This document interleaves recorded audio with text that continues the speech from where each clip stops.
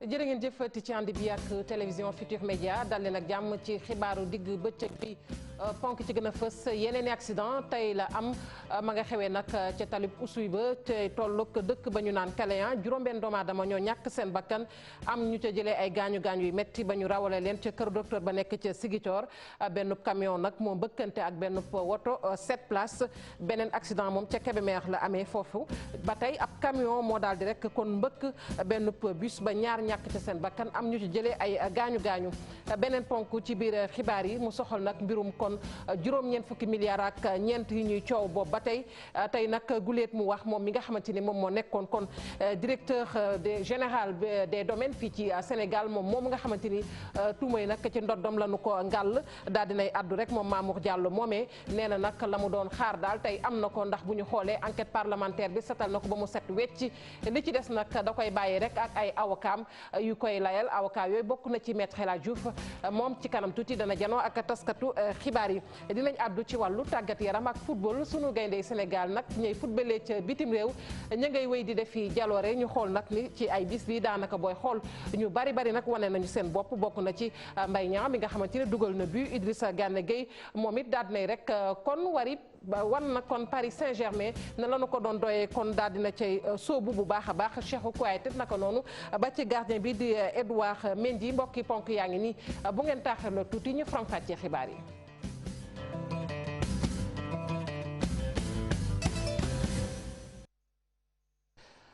dal leen ak jàmm ci xibaaru digg bëccëg bi sax may wax di jégglu rek ci loolee ndax teyit gan yi jàpp leen ni ganub xibaar yi Ngouda Mboup la di constitutionnaliste tey nag dinañ àddu nag ci ponk yu bari maa ngi lay nuyu bu baax a baax Ngouda Mboup. maa ngi lay nuyu soxna Fatou Kiné. ma ngoog ni ma ko waxee ngay constitutionnaliste daañu wax rek ci mbirum parti démocratique bu Sénégal waaye tamit dinañ wax rek ci coow li nga xamante ne temps yi mooy lëmbee tukkee nag ci président Macky Sall ak kàddu yu mu yëkkati ci mbirum Khalifa Sall loolu yëpp dinañ ci daal di kon sóobu xibaar yi ñu dooree ko ak accident bi ma ko wax sànq ci ndoxteel li ma nga xewee nag ci talib usuy ba fay tolloog dëkk ba ñu naan Kaleyan lu toll ci juróom benn doomu aadama ñoo ñàkk seen bakkan ñu bari jëlee ci ay gaañu-gaañu ba ñu rawale leen ca kër docteur ba nekk ca diwaanu Ziguinchor benn camion nag moo daal di mbëkkante ak benn daamar bu 7 places beneen accident ma nga xewee ca Kébémer ba tey benn camion moo daal di mbëkkante ak benn bus ñaar ñàkk nañ ci seen bakkan am ñoo xamante ne jëlee nañu ci ay gaañu-gaañu du ñàkk rek ci xibaar yi ñu jokkoo ak sunu ndaw ba ñu toogal ca diwaanu Ziguinchor di Boubacar Diassi bu dee mi ngi ci bu mu jokkoo bi bu dee nekk gu ci kon ñu daal di jàll rek ci leneen feek mu ñuy dab ci biir xibaar yi ñu àddu nag ba tey ci wàllu kaaraange bi ci tali bi ndax lu toll ci téeméeri gone kon daal nañ leen tàggat bu baax a baax ci wàllu kaaraange la liñ ci jublu rek moom mooy fexe ba xale yi nag daal di sàmmonteeg miin sax li nga xamante ni moom mooy code de la route waaye tamit ñu xam bu ñuy jéggi rek naka la ñuy def ba mën a kon moytu accident yi mbootaay gi nga xamante ne nag moo taxaw temb ngir kaaraange gi ci tali bi ci lépp loo xamante ni jëm na ci fekk kon doomu aadama yi moo daal di amal boobepp kon lël dañ ci ànd ak Amadou Lamine Ba moom mi nga xamante ne bokk na ci ñu sabab kon matuwaay boobee ci micro Habib Faye. Sécurité routière tous responsables lu tax ñu ne tous responsables parce que kaaraange tali bi du kaaraange xale yi kese du kaaraange mag ñi kese tamit mais kaaraange ñëpp la du kii dawal oto bi du ki nga xam ne moom mooy dox. suñu juróomeelu édition tey la ñu ngi ko duppee semaine de l'apprentissage sur la prévention routière bon ñu ngi ciy sensibiliser jeunes yi mag ñi ñëpp mais dañoo focaliser wu le plus ci jeunes yi parce que actuellement boo seetee ils sont plus sensibles ñoom dañuy am difficulté déjà pour traverser tali bi te am na loo xam ne boo leen ko jàngalul ca ba ñuy ndaw duñ ko màggaale kon bis bu ñu tollee fii nii jóg di def lii c'est juste pour nga xam ni ñi nga xam ne ñi ngi ñooy xale yi war a mën a traverser tali bi ñi nga xam ni fii la ñuy jàngee école bi war a jéggi tali bi pour jàngi jee beneen côté bi au moins dinañ am lu ñu def ci ñoom ba nga xam ni kenn ku ci nekk bu ciy jéggi di nga xam ni fii mooy passage piéton bi nga jéggee foofu danaa xool gauche xool droite ainsi de suite si cas yooyu lañ leen formé. ma nga ko ñu yegg rek ba Ourossogui ak la nga xamante ne amoon na fa ci jafe-jafe ñeel wàllu dem bi ak dikk ba te nag dara waralu ko rek lu may liggéey bi nga xamante ni ñu ngi koy amal foofee jëwriñ ji nga xamante ni moom la ñu dénk wàllu dem bi ak dikk bi di Oumar Youm nag ma nga woon foofee ngir nemmeeku ji pont boobee ñu duppee nag Sinthiou Garba moom moomee di Oumar Youm nag di rafetlu liggéey bi nga xamante ni ña nga ca tamit fu mu toll jamono ji gannaaw mi ngi ko wax rek ci ab CRD boo xamante ne mi ngi ko doon jiite ca diwaanu Matam googe nag ñi nga xamante ne nii nag ñoom ñooy élu yi soññ nañ ko ci lu baree bari Ali Bandel ñaa ci leeral. ci waxtu yi nga xam ni màggetaayu yoon yeeg piste yi yokk ci nag yéex tànge gi ñu nemeeku ci yenn liggéey yi ñeel ay yoon yu gën a mag ñoom moom la ñuy waxtaanee fu ne ci la jëwriñ gi yore wàllu infrastructure ak dem ak dëkk bi ñëw ci diwaanu Matam gannaaw bi mu demee nemeeku déviation ba yàqu woon ca Sinthiou Garba Oumar Youm daal di jiite CRD spécial ca gouvernance bu Matam. pont boobu moom presque pare na ci 95%. pont bi nee nañ octobre incha allah entreprise bi dinañu ko livrer donc ce qui fait que wax dëgg yàlla amul lu ñu fiy wax di ko yuuxu di ko génne ci ay réseaux sociaux di coow ay coow yoo xam ne amul bopp amul genn li am solo mooy gis ngeen ko yéen teg ngeen ci seen bët fi ñu jaar yëpp 337 kilomètres sur la route nationale 2 300 milliards de francs CFA loolu ay liggéey la boo xam ne di Sénégal nekkee indépendant ba tey gëw ma ne mos nañ ko sumb ci zone yi li ci des nag ne cédons pas à ces tentations marche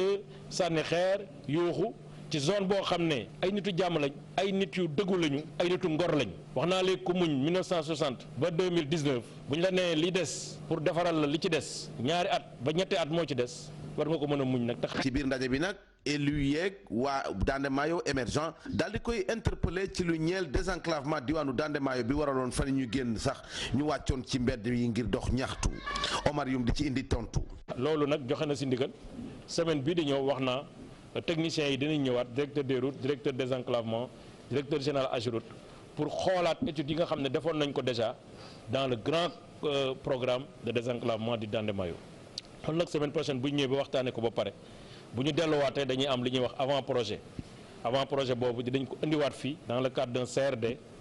pour waxtaan ak population yi ni ñu ko defee tey format bu gën a élargi. mu feggoog technicien ya bawoo AGEROUTE jëwriñ gi yore wàllu transport ak infrastructure di dalal xelu waa Matam ni liggéey baa ngee dox ni mu waree te du yàgg dara ñu daal di réceptionné mbooleem ouvrage yooyu le waaye nag askan wi nag laaj nañ ko ci lu bare ci lu ñeel la ni liggéey bi yéexee diggante Ourossogui jëm Ndioum.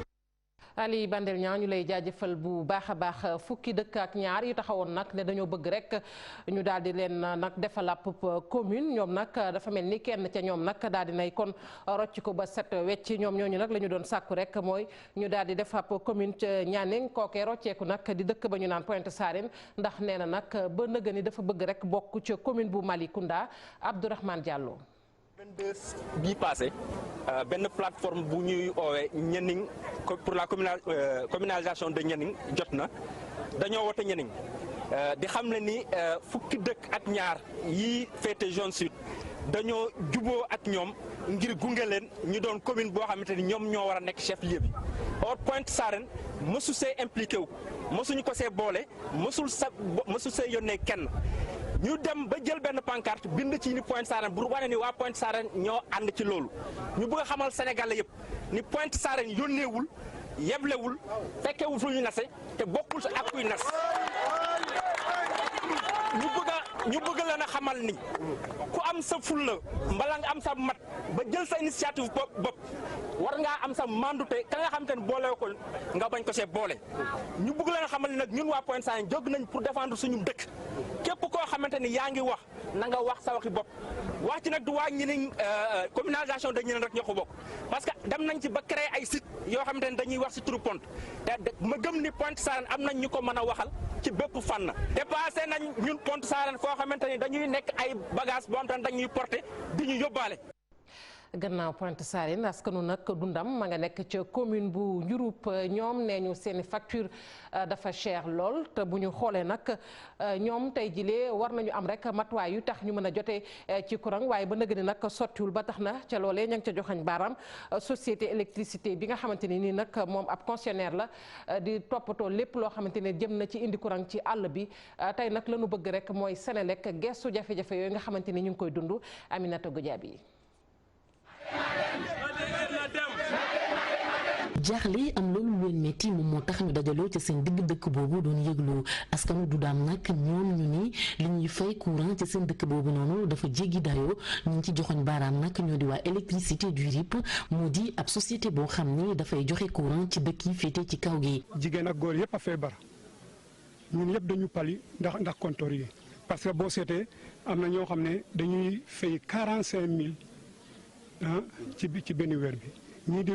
fay encore presque 60 000 ci benn weer bi te ñun ñu nekk ay baadoole ay béykat lañu ñun yoruñu. waa Duudam dee nañu te wóor na ma ne Senelec rek moo ñu mën a faj. cher gi mu cher nag moom moo tax ñoom ñu ni daanaka courant ba nekk ci seen dëkk boobu amul leen njëriñ gu bëri ndaxte duñ koy sax di ñeme di utiliser ndax facture yu cher saa yu weer bi deewee. weer bi boo ci bëggee jënd ñaari yoon facture ñetti yoon weer bi doog a dee ci bisi ne nga jënd ñetti junni ak ñetti téeméer yu manqué ñaar fukk loolu métti na nga bëgg a denc sa ndawal bëgg a denc sa jën. bëgg a liggéey ci doo ko mën a def ñu sonn nañ nag kuñ ci dimbale lañ bëgg dindil ñu ko fi andil ñu Senelec. mbir mi nag waa Duudaan jàpp ne arnaque la gën a jege ci ay nit ñoo xam ne daanaka seen loxo jotul seen ginnaaw. mais dama seetlu ne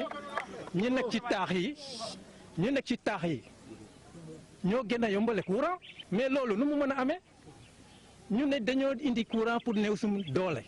état mu ne def ko subventionné mais ñun yegguñu loolu. bu weesoo jafe-jafe yi ñuy am ngir fay courant gu cher ñu Duudam ne bu ñu sañoon ñu tabaxal leen fa ab poste de santé ba saa yu ñu amatee métit du ñu doxati lu sori ngir faju. ku ci bëgg a wasin Diouroup ngay dem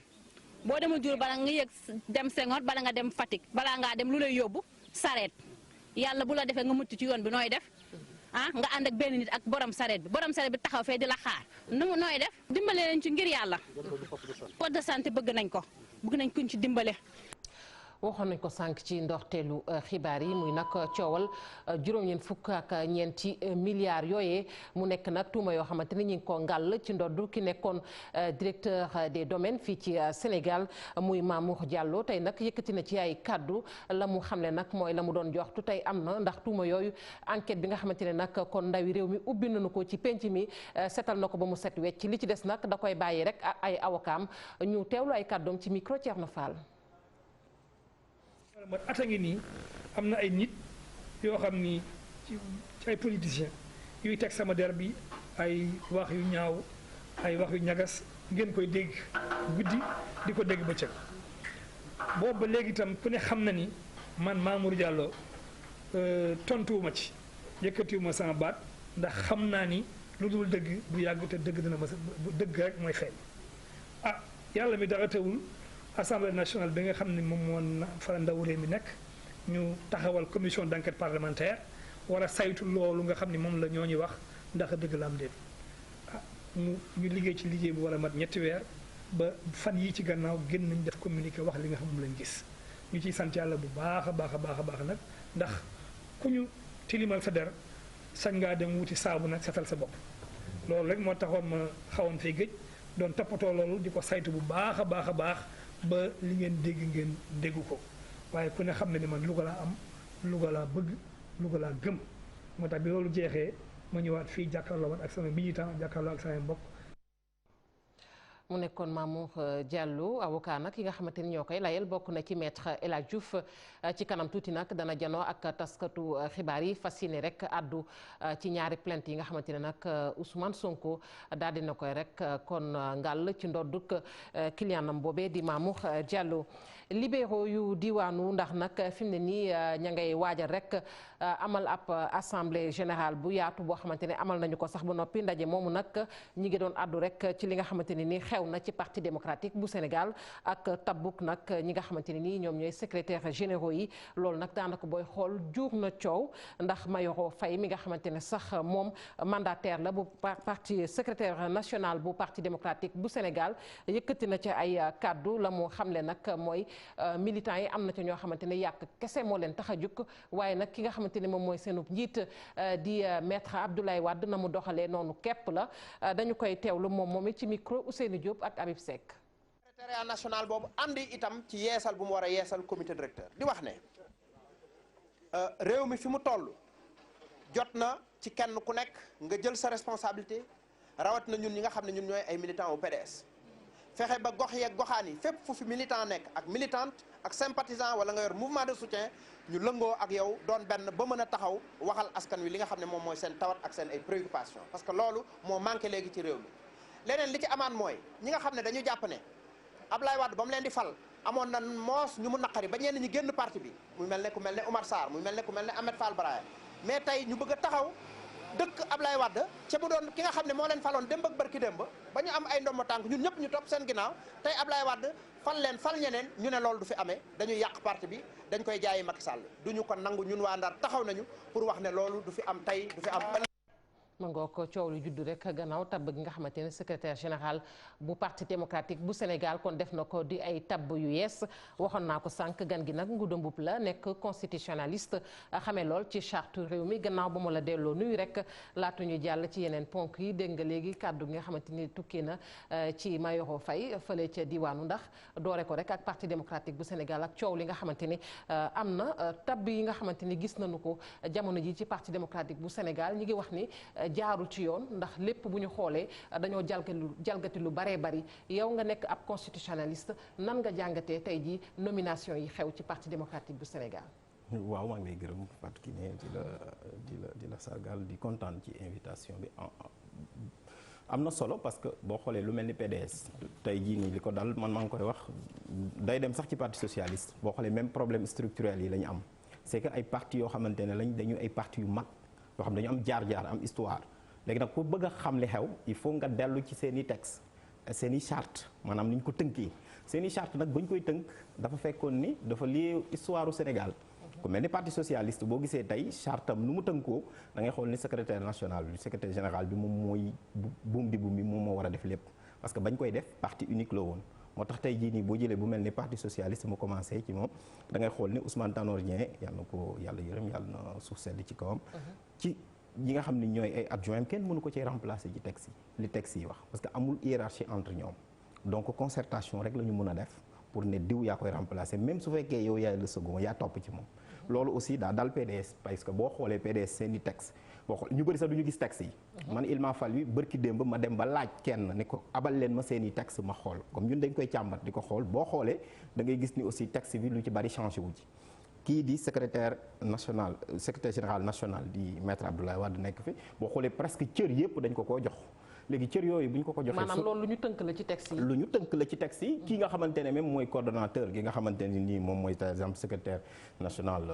général adjoint même moo koy tabb doo xoolee d'ailleurs moo tabboon Omar Sarr kenn contesté wu ko parce que texte yi ñoo ko jox yooyu prérogative donc ba nga xamante ni dañ ko ni ñi ngay tabb même ñi nga xamante ni ñi ay assistant lañu maanaam dañ koy jàppale rek waaye moom moo yor kaddu gi dañ bañ ba parti bi buy wax sax dañ ni secrétaire général national mooy wax kuy wax aussi ci kàddoom ngay wax kon donc cër boobu ñu ko cërale par parallélisme des formes moo tax ci la noonu moom la monsieur Faye di wax te wax na dëgg parce que noonu la nommé ñeneen ñi noonu la nommé tey ñi ci des moo tax boo xoolee dama naan le verre est dans les textes ñoom il faut ñu xoolaat seen i textes jéem ko réformer. mais dama dégg ci say kàddu nga wax il faut concertation maanaam waxtaan te waxtaan fu mu am rek faaw déggoo am pour lenn mën a am. mais est-ce que waxtaan yooyu réellement jar na sax comme ni nga ko waxee booy xool est-ce que jar na sax ñuy waxtaan bu fekkente ne moom mooy buum yi. bu ñu waxtaan loolu la parce que su ci d'accordul du mën a antu lenn rek la ñu mën a dem ci yoon parce que boo xoolee charte Sénégal même ni muy tëddee parti politique ñoom ñëpp même dañ koy jooytu ci kanamu yoon waaye bu ñu koy jooytu dañu naan kii warul nekk secrétaire général waaye kii warut a nekk secrétaire général waaye amul benn décision de justice bu mën a ñëw bu waxagum ci structure parti yi ni ñuy doxee ci biir démocratie parti loolu nag il faut tey ñu dem ci kanamu yoon juge bi wax ko parce que boo xoolee dafa am lu ñu tuddee COCC muy le code des obligations civiles et commerciales mu tënk association yi boole ci parti politique mais parti politique moom dañ ko jox gëdd bu ëpp yeneen association yi bon amul hiérarchie certes mais li la koy wan mooy moom ca constitution ba lañ ko def. est-ce que code boobu amul pexe kon ci mbir mi ak li xew noonu code boobu nga wax noonu lan moo ci maanaam taxawaay. am na solo mais mënut a jéggi li ñu tënk ci texte yi parce que code bi moom daf fi nekk pour que képp kuy wut association nga doxal ko ci charte réewu Sénégal mais yow booy defar sa association am nga droit ni man nii laa bëgg a fonctionner ñoom PDS ñoom nee nañu nii la ñu bëgg a fonctionner d'ailleurs même soo demee ci article 25 bi dafa naan képp koo xamante ni tu n'es pas discipliné mën nañ la dóor ay daan ci sa kaw te waxuñu luy discipline donc te su boobaa noonu bu ñu woowee instance yi da ngay xam ni ku mel ni tey par exemple li nga gis nii ku mel ni Mayorta Faye mi ngi koy def parce que ñoom pourtant ils sont très bien organisés parce que boo lire texte bi ci cellule la commencé dem ba ca kaw mais boo xoolee même cellule beeg lépp dañu jël doole ji yëpp jox ko teg ko ci ndodd kenn muy secrétaire général national. lan mooy njëriñu congrès dans ce sens congrès luy njëriñam. Congrès bi njëriñam mooy démocratie dans le parti parce que ci congrès bi maintenant ci ngay mën a amee donc toutes les forces ci ngay mën a amee kaddu ñëpp pour ñu mën a tabb ñi nga xam ne am nañu légitimité. mais congrès amul. amul ak li xew amul est-ce que dans ce cas jalgati tam amul ndax. bu boobaa nag ñoom ñoo ko war a wote parce que seeni charte wax na lu leer nee na congrès bi mun nañ ko woote chaque session législative ordinaire la ñu wax mais mun na doon congrès boo xam ne c'est extraordinaire. mais boobu noonu dañu ni aussi secrétaire général national bi aussi moom moo koy woote su amee défaillance nag ci moom ñu ni 2/3 n'est-ce pas donc des fédérations ñoom ñooy ñëw maintenant pour donc imposer loolu mais est-ce que ñi nga xamante ni ñoom ñi ngi joytu loolu am nañu doole boobu loolu aussi beneen affaire. dans ce cas kon lan la ñu war a def wax dëgg neex yàlla parce que du ci parti démocratique Sénégal kese la xew gis nañ ko également ci parti socialiste alors tey lan la ñu war a changer ndax en tant que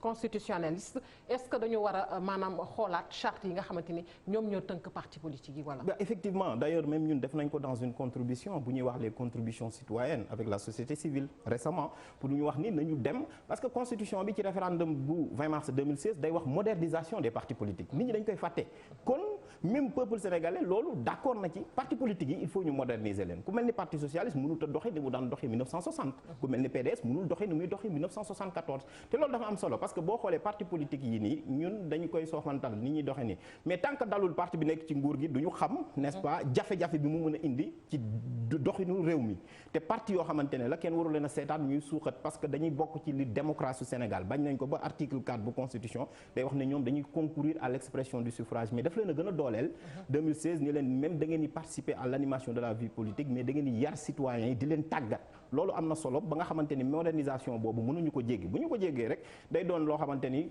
période parti unique mooy am ki nga xam ni mooy secrétaire national général mooy buum di def lépp te loolu dafay même influer suñu état yi ni muy doxee maanaam man la ñu fal man maay buum di maay def lépp bu ko defee ni parti bi di doxee noonu la nguur gi di doxee séparation des pouvoirs dootul am dara dootul am mangook gannaaw loolu ñu àddu ci leneen muy nag président Macky Sall ak kàddu yi nga xamante ni tukkee na ci moom jëm rek ci mbirum Khalifa Sall wax na ko ci wàllu grâce bi boobu ba nag ni nit ñi doon ko xaar askan wi di ko xaar xalifiste naka noonu mu ne moom loolu lu mën a ne la ci kaw mu heure bu ko bu sentir ne war na koo mën a def rek dina ko def te déggoon nañu ci njalbeen lu ci mel ni dialogue national bi bu ñu koy lancé moom dafa doon wax ni grâce boobu mën naa ne ci kaw voie de recours yëpp ñu épuisé ko tey bu ñu xoolee voie de recours yëpp épuisé nañ ko kon nan lañ mën a jàngatee kàddu yi tukkee ci président Sall. waaw man loolu dama ciy xaw a am tuuti jaaxle. parce que man dama jàpp ni président de la république dafa am ay prérogatives yoo xam ni constitution daf ko may. mais daf ni ko soo koy jëfandikoo aussi dafa am noo koy jëfandikoo même soo ciy wax daa am noo ciy waxee. lu mel ni grâce dafa mel ni bokkul ak amnistie mais ñoom ñaar lañ leen boole tudde leen ay institutions de clémence. maanaam pour jéggal nit wala nit koo xamante ni mën nañ koo bàyyi parce que xam nañ ni kat. am na loo xamante ni tax na ba ñu war ko mën a bàyyi waaye loolu nag bu dee grâce dañ ko cëralee président de la république ne ko yow la ñu may nga gracier citoyen yëpp man sax damay dégg président wax na ko keroog am ñeneen ñu ne moo ko wax man gisum dégg mu wax loolu mu ni ñu ni de Khalifa Sall dafa war a bind mais man damay wax ni constitutionnellement grâce mën nga bañ a bind ñu may la ko parce que pouvoir discrétionnaire au président de la république la dafa am solo l'essentiel mooy il faut mu am épuisement des voies de recours et des voies de droit même te bu bekkee kaaw Khalifa Sall jeex na donc tey jii nii président de la république su demee day wax ay désir sentiment loolu day fausser le jeu démocratique te loolu day indi culture monarchique état grâce waroo ko joxe par désir da nga ko war a jox par intime conviction maanaam ki may jox grâce dama jàpp ni yelloo na ko ma jox ko te su ma ko koy jox aussi du parce que tout simplement dama koy déshumaniser mais su waxee loolu noonu moo tax tey soo xoolee dafay indi beneen problème maanaam li ñu doon wax ci parti socialiste maa ngi koy waxaat dafa dab Benno Bokk Yaakaar gis nga parti politique yi tey génn Khalifa Sall dana difficile trop pour la coalition Benno Bokk Yaakaar ndax la parce que tout simplement en réalité le PS est orphelin et donc tey jii nii Khalifa Sall donc tey parce que parti socialiste ku koy jiite il faut nga am jaar-jaar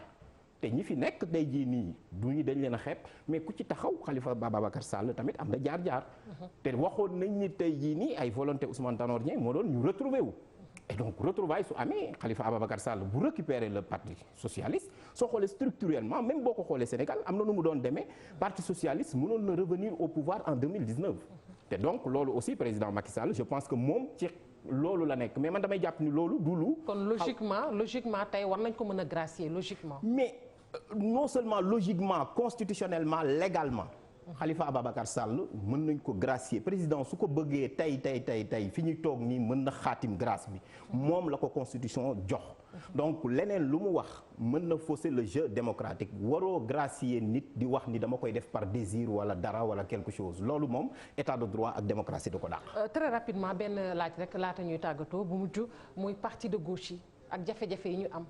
surtout ci bu ñu yemee ci mbañ gàcce bu ñu ca demee ñu ci bari dañuy lajj. lan mooy justifier loolu tey. waaw li justifier loolu mooy tey jii nii d'ailleurs dama ci profiter sax jaale Amath Dansokho yàlla ma suuf sedd ci kaw moom mi nga xamante ne ci du doon symboliser parti de gauche yi la bokk tey li la koy wan mooy suñu parti de gauche yi dañoo am jafe-jafe te d'ailleurs jafe-jafe boobu noonu da nga koy gis ci parti socialiste parti socialiste moo doon parti bi nga xam ci parti yi njëkk a gouverner Sénégal la bokk te pourtant mënul am candidat li la koy wan mooy tey parti de gauche yi ñoom aussi modernisation bi war a am defuñu ko mais travail structurel bi war a am aussi defuñu ko parce que parti de gauche yi ni ñuy doxee Sénégal dañu bëgg jàpp ni 1960 ba tey la amoon moo am te loolu amatul parce que militants yu bees dañoo am mu am tey xalaat bu bees tey boo xoolee am na yenn parti de gauche yoo xam ne ñi ngi jël nguur gi boo demee fu mel ni Grèce boo demee fu mel ni Espagne ay jeunes yoo xam ni Podemos lañ tudde seen bopp soo xoolee loolu ay organisation yu bees la ay mouvement yu bees la mais ñun suñu parti yi boo xoolee damay fonctionner moom lañ doon wax sànq tey dañuy doon benn parti boo xam ni ki fa ne moo fa nekk mooy buum di bu mu toog fa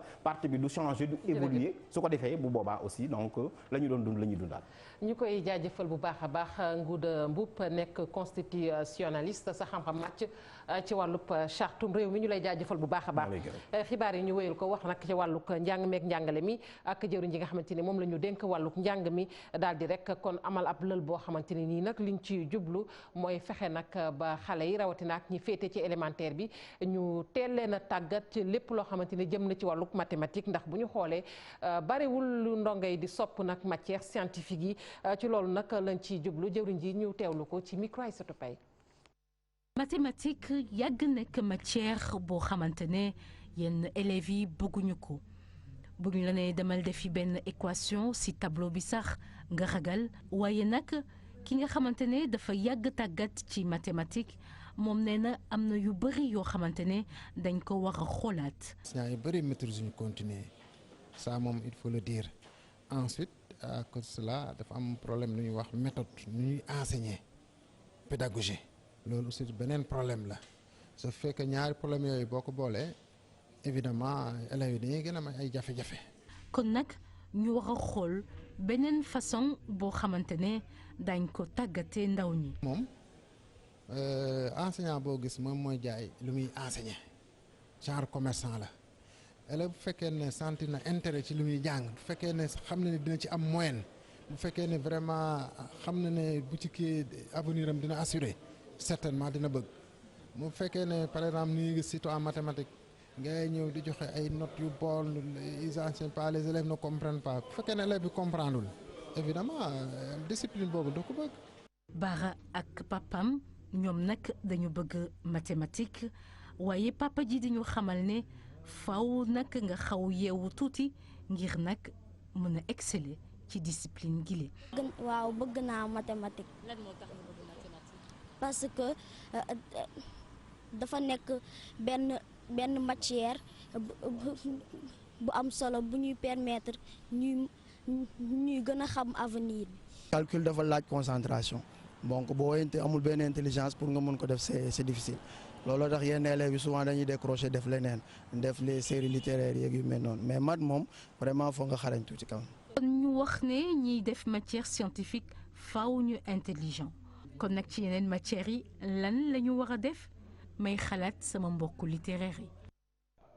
mu ngoog mu nekkoon rek kon gëstu bu ñu jagleeloon kon ndongo yi ak wayjur yi lu soxal wàllug matière scientifique yi nu ñuy fexe rek ba gone yi nag gën caa sóobu ñu daal di des ba tey ci ndaje moom nga xamante ne amaloon nañu ko wax naa ko sànq rajo yi ñu dénk wàllug njàng mi nag jiite ko diplôme boo xamante ne mi ngi soxal rek wàllum matière scientifique yi moom du jëwriñ ji nag Mamadou Talla moom ànd na tey ci sàkkuteef bi nga xamante ni COSYDEP mi ngi ko doon sàkku tamuy nag ñu jëlee fii CFE Mamadou Talla ñu teewlu ko ak Aïssatou Paye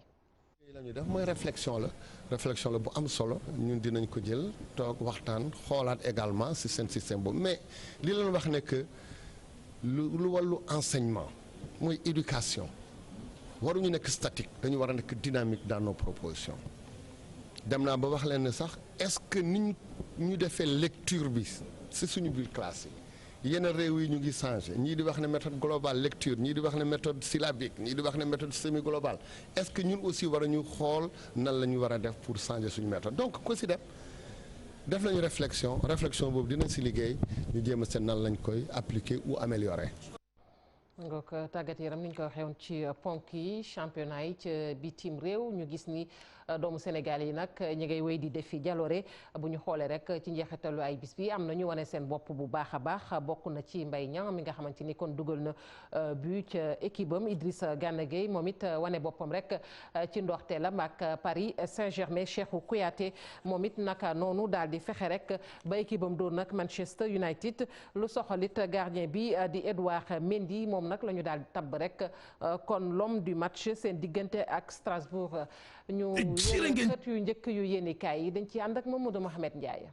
jërë ngeen jëf ñooñee Khalifa Sall yi jéppi nañu Macky Sall waxuma ko journal Le Quotidien moo ko bind ci xëtamu njëkk ubbil yéenekaay bi da nga fa fekk li tax ba Khalifa si mere Macky Sall waa rajo France Internationale di RFI ñoo doon waxtaan ak moom di ko laaj ci mbiri grâce présidentielle ngir Khalifa Sall Macky Sall ne leen saa yu ma neexee wala ma am yéene ji ci laa koy soog a may grâce ni ma ko mës di defee Cheikh Gueye maire bu Dexkale bokkit ci jege ñaale yu Khalifa Ababacar Sall yi ne waa Le Quotidien wax ju ni mel rafetul muy génnee ci gémmiñu kilifa gu toll ne président de la République ndax njiitum réew da nga war a am ay valeur doon royukaay Cheikh Gueye ne leen waxuma la ndombal tànk waaye àdduna ci boppam moo yàggul kon dara jaro fee ñaawal waxi Macky Sall joojee waa kër Khalifa Sall yi di ñaawlu Vox Populi xëy nañu ko baamtul ci xëtamu njëkk nee na may Khalifa Sall grâce présidentielle saa yu ko neexee la koy def grâce présidentielle pouvoir la bu constitution bi jox président de la République ci moom rek la aju du ci keneen déclaration boobee président Macky Sall def ci rajo tubaab bi di RFI journal bi mi ngi ñuy xamal ne moo ferege ñeente xollu xalifiste yi kenn ci ñoom di Moussa Tine ne ñu ci yéenekaay bi lii nag mooy di la jiiñ ak ndëmm ngay soccoo yeeli gone li mu wax moom Macky Sall dëggal na ne